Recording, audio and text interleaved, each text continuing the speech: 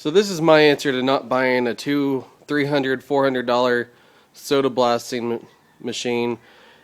Since I don't use it very much, I don't have a real big need for one, but it's nice to have since it doesn't damage surfaces like fiberglass, and it only removes pretty much paint, some rust. So I'd seen on YouTube where someone had taken a blowgun and just slit the end of some tubing and used it as a vacuum jet drive kind of. And I saw this extendable telescoping blowgun that at Harbor Freight, and thought that might get me a little further away from the process, but didn't really work out the way I thought it was going to work out. But a friend of mine came over, and the two of us together figured out that we could unscrew this telescoping attachment, and it was a regular blowgun inside. Well, without it, it was a regular blowgun. So what we devised was we went to the hardware store, and we got this, I believe it's a 1/4 inch T with a close nipple, and then two different sized, I'm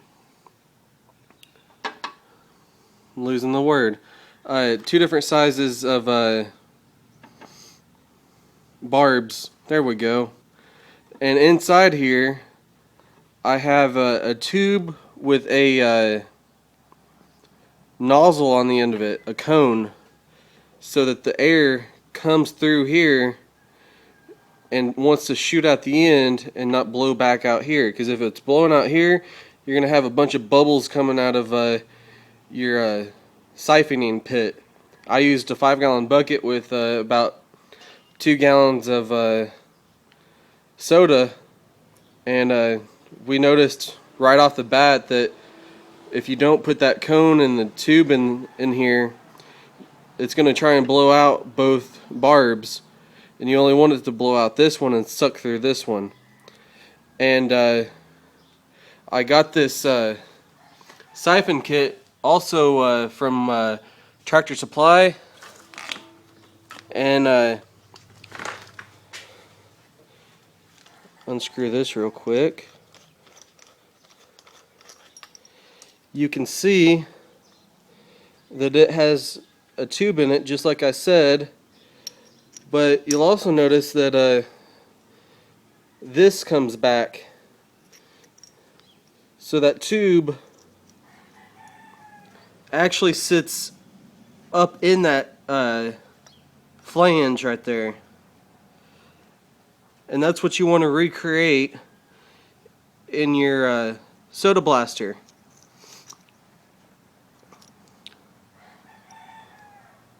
So since I had this, we looked at it and figured out that we were completely off key, and so we ended up here, let me just take this apart real quick.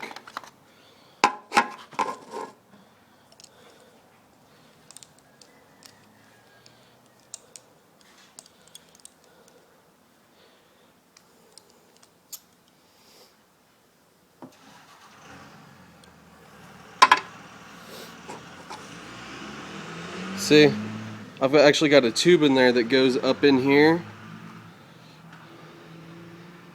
and you can see that it narrows down in there.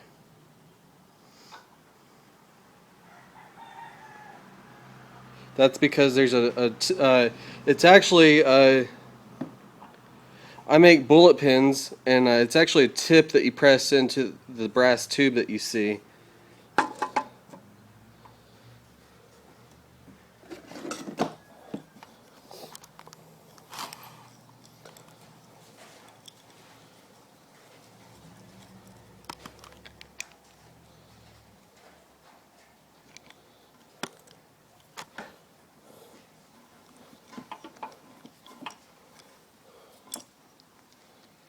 And I actually still need to put some wrap on there, but here it is. Here you can see right there, it's a copper nib for a ballpoint pen. And actually, if you found a plastic one, you could put it on a belt sander or a grinding wheel possibly, and grind it down and kind of come up with the same situation. But we just used the Teflon tape to hold it in place so it wouldn't go too far forward. But there's actually a little bit of forgiveness in this situation. We got a couple of different sized barbs to try. The big issue with the telescoping one was it would put way too much back pressure on the system. So even though we started to use this design that I came up with for the tube and the reducing tip, we still had too much back pressure, and it was still going out instead of sucking back in. And so this right here works. I've started to I did a little bit of testing over here on this wheel, and see, really good spot right there.